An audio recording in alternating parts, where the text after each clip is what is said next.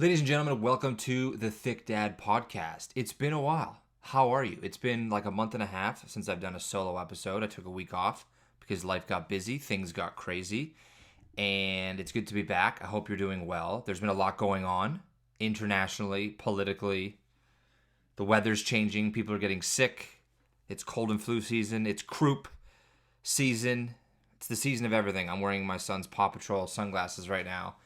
And you know what? It is what it is. Chase is on the case, and my son's obsessed with Paw Patrol. I actually can't wear these. These are hurting my head. But Chase is on the case. My son's obsessed with Paw Patrol, and he's currently sleeping right now in my wife and my bed because it's Sunday. And if you follow me on Instagram, you know that Sundays are usually car nap Sundays. And I didn't want to do that because he did car nap Saturday, yesterday, and I didn't want to do car nap Sunday. So he's sleeping in our bed because that's the only goddamn way I can get him to fall asleep. He refuses to take naps in his own room. So we give him a little bit of quiet time. We give him some, a little bit of TV to watch, and then he eventually falls asleep in our bed. So you know what? Do what you got to do, parenting. That's kind of what it is. I'm wearing a wrinkly shirt right now. It's freezing in my basement. I apologize if you can see my nipples through my shirt. What an intro. Again, great to be back doing a solo episode. We are in an interesting phase right now. My wife and I are in the phase that I like to call, if something is where it doesn't belong, blame the toddler phase. Okay, you might want to call it, if something's in a weird spot, blame the toddler. But things are just appearing in places they shouldn't within our house, and we've gotten to the point where it's just, we don't even ask each other, like, why is this thing here anymore? If there's a chicken nugget in the bathtub, it's my toddler. If the TV remote is in the fridge, that's my toddler. My wife this morning, swear to God, she looks at me and she goes, honey, why is my Portugal flag in the dining room? And she's Portuguese, and having Portuguese flags is just like part of the whole like birth ritual, I think. Like the baby comes out and then the flags come out like a magician doing a trick when a Portuguese person is born. But I go, honey, do we really need to ask ourselves that, why the flag is in the thing? You know who did it.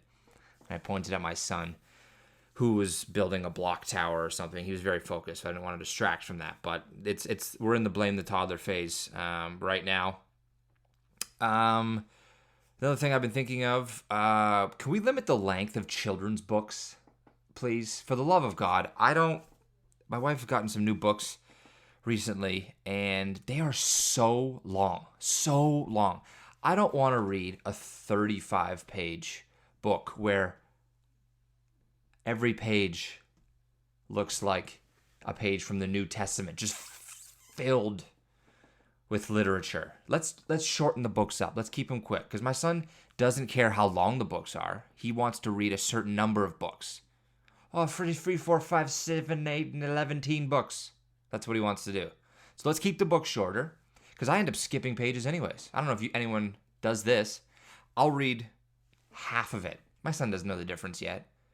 Is that going to screw him up later on, and he'll just not know the full plot of a Little Blue Truck Halloween book? Maybe that's screwing him up forever. I'm not sure, but Daddy don't have the patience or the mental wherewithal to fully read 7 books before bed. So sometimes I skim. Sometimes I'll not looking. 2 pages get flipped at once. It is what it is. And I know other people do that, and you do that too. So let's not lie to ourselves. My son's getting older, toddler. He's almost 3 now. My son is a couple months away from being 3, which is exciting, scary. But he's starting to get to this age now. He's playing with other friends. We went over to a friend's house last night. A good buddy of mine I've known for almost 20 years, and he has 2 kids that are very similar in age to ours. And they're playing together, and I'm going, this is what our parents saw when we were playing together as kids. And they're being reckless. They're running around with like computer cords. You're like, where did you get that? The toddler, right? See, already had a callback. And I start thinking about the dumb stuff that I used to do as kids, and now I'm realizing that I'm not that far away from my own son doing those same stupid things that my friends and I did when we were kids. Like, I'm worried. I'm legitimately worried. My buddy and I, who was there last night as well, he doesn't have any children, thank God. But him and I, one time we bought fireworks for Canada Day at like a sketchy convenience store, which is where you get good fireworks, by the way. Either that or from like a guy in a parking lot who's selling them out of the back of like a 1988 Ford F-250 single cab. That's where you get good fireworks. And we, of course, had Roman candles because those are the funnest ones. And we did Jackass was big at the time, so we did a Roman candle wizard battle. We introduced ourselves. I'm Alex, and I'm Tyler, and this is Roman Candle Wizard Battle. And we started shooting fireworks off at each other like we were freaking Harry Potter, just I got hit in between the eyes. I would have had horrible, horrific, lifelong damage if I had been hit in either of my eyes. I got hit in between the eyes, stumbled backwards, fell into a field of poison ivy, had the worst poison ivy ever. I got fireworked into poison ivy. That's pretty bad. Not as bad as it could have been. And now I'm thinking like, oh my God, my son is going to be fireworking his friends into poison ivy or a river soon enough. It's a very scary thought because guys are dumb, right? And little boys are insane. It's fun to watch them grow, but God, it's scary. No, I'm going to be, like I already have a receding hairline. I don't know if it's going to go gray first or disappear first, but either way, I'm going to enjoy this hair while I can because eventually I'm going to have to get wigs just to play my toddler in a video. Let's different toddler phases. A lot of different toddler phases going on right now. My son's in this phase. Is anyone else's toddler in a meteorologist phase? I made the mistake, it turned out, once of like a month and a half ago. There was a dark cloud in the sky. I think we were playing outside, and I go, "Oh, buddy, we got to go inside soon. Dark clouds mean it's going to rain." And now every time there's no sun outside, my son goes, "Oh, Daddy, it's going to rain. Dark cloud, scary cloud. Ooh, spooky Halloween cloud. It's going to rain." And it's very funny. And he's right like 30% of the time, which is probably more than most meteorologists. All of a sudden, he turns into Mike Meteorology on the damn Channel 3 news. He's freaking Walt Weather on the news all of a sudden. Every time there's sun, "Oh, it's sunny, Daddy. Oh, it's not going to rain. Oh, it's sunny, not going to rain. Oh, Mr. Sun. Mr. Sun's out." Then it's cloudy. "Oh, where'd Mr. Sun go?" I think they're learning about weather at school. It's very funny to see how he develops. But the language of a toddler now, I'm finding like toddlers will use when they learn a new word that they enjoy saying or find exciting to say. My son uses the word yesterday in every possible sentence I think that he can use. Everything is yesterday or lesterday because he pronounces it the same way he pronounces yellow, which is lello.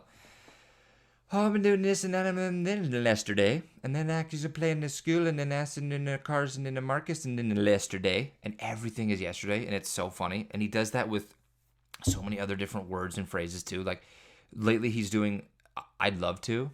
You're like, "Hey, do you want to go outside and play hockey?" "I'd love to." "Do you want mac and cheese for lunch?" "I'd love to." It's so funny to watch them develop and like learn new words and new phrases. They're like a person from a different country learning English for the first time, and they pick up on these cool phrases and they just say it all the time. It's insane. Toddlers are from a different planet, I'm convinced, but it's just so funny to watch my son like get these language developments and then apply them in his life. And most of the time he does it correctly.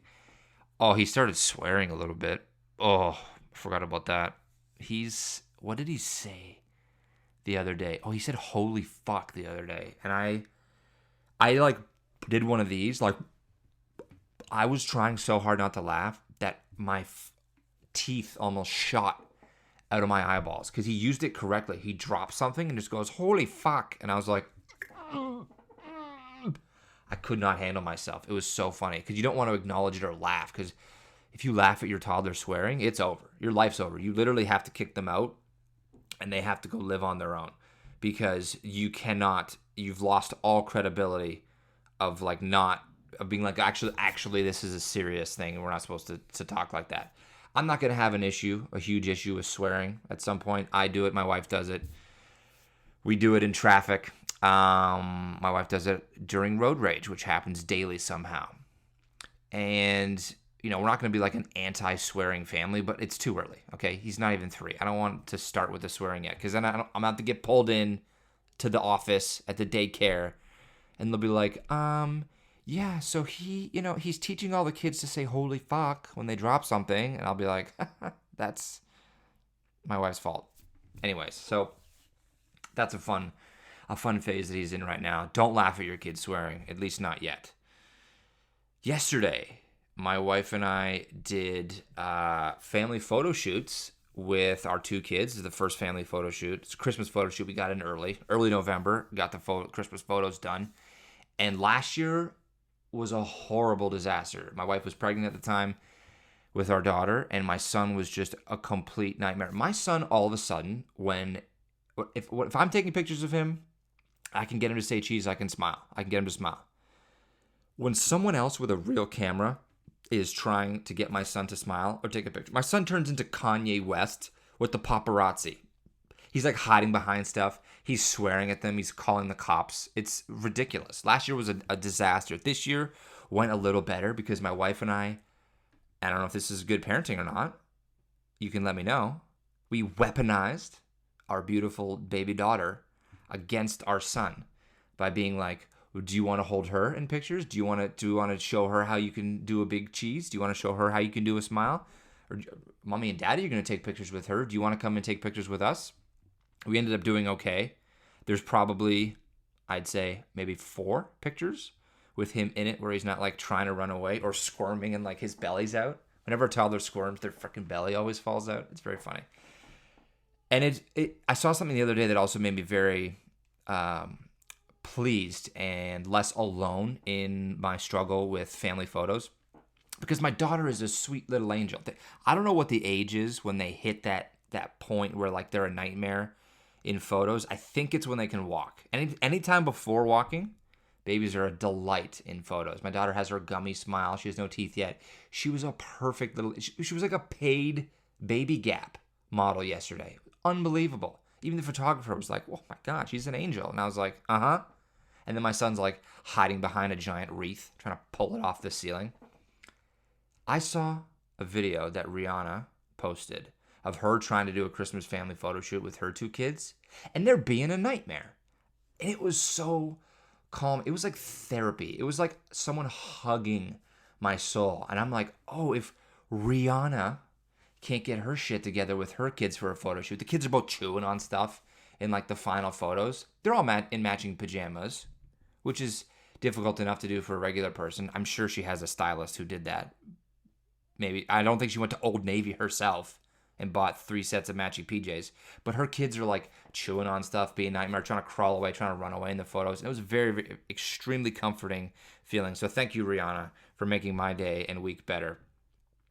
Let's discuss some parenting in the news. I was looking up some news articles on parents.com, which I didn't know that was a real website until I just searched it up.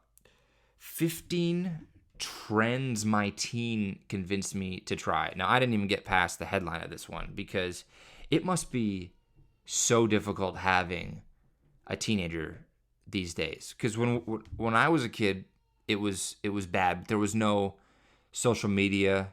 There was no, like, I had like a Motorola Razr flip phone, the matte black one that we all had. When you hung up on your mom, and then it felt good to hang up on your mom, and then you realize like, oh shit, I have to go home and deal with this now. But it felt great. The metal looking buttons and the matte black was beautiful. But nowadays, with everything with trends and like dances, it must be horrifying to have a teenager right now. Like your kid's calling you sus, or like using phrases you've never even heard of, because the turnover on phrases and trends and things that people are calling, like the turnover is so much faster than it used to be because of social media, that like your kids are calling you names now and you're like, you don't even know what the word is. You never even heard of it. My greatest fear is my son calling me sus or something like that. It's horrifying. And teens are out of control, right? I mean, have you ever, like back in the day, let's talk about Christmas for a second because Christmas is coming up. Let's talk about Christmas wish lists as a teenager, right? I remember having a Christmas wish list as a teenager. There'd probably be a few things on it, some reasonable things that I thought that maybe I could get. And then maybe like one big thing where like you're kind of hopeful. Like, oh, maybe this is the year that I get a PlayStation. Or maybe this is the year that I get a snowmobile. I don't know. Is that a Canadian thing that kids wish for? That's a big ask. I don't think anyone has ever gotten a snowmobile for Christmas. I hope not. Anyways, maybe Santa's kids.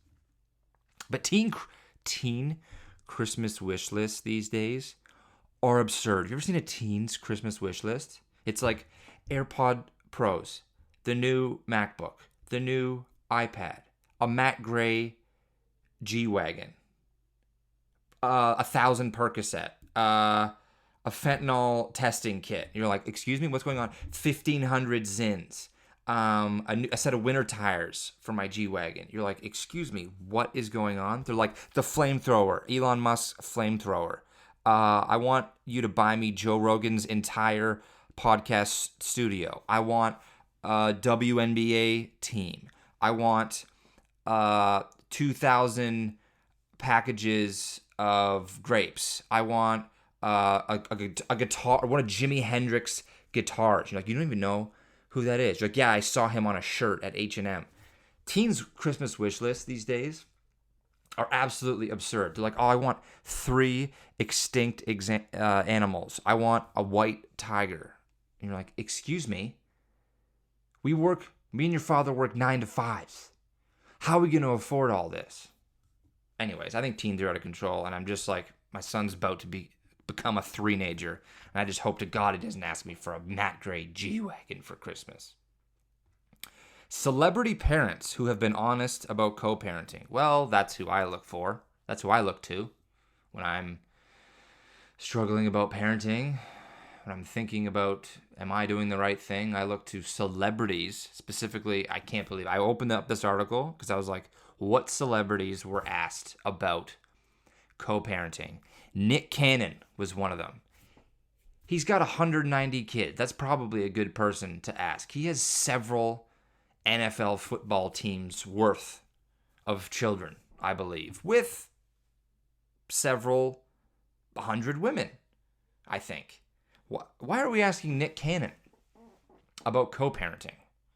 He's more reckless with his semen than anyone maybe in the history of the planet. You know how like way back people talk about how like Genghis Khan was so prolific with like sleeping around and had so many children that like a certain percentage of the world's population is traceable back to Genghis Khan. Nick Cannon is Genghis Khan of the modern day era. He has so many kids that like in 100 years from now, people are going to be like, I'm actually related to Nick. Everyone's going to be related to Nick Cannon at some point. But that's who I look to for parenting advice is Nick Cannon, and I can't wait to read more articles about him.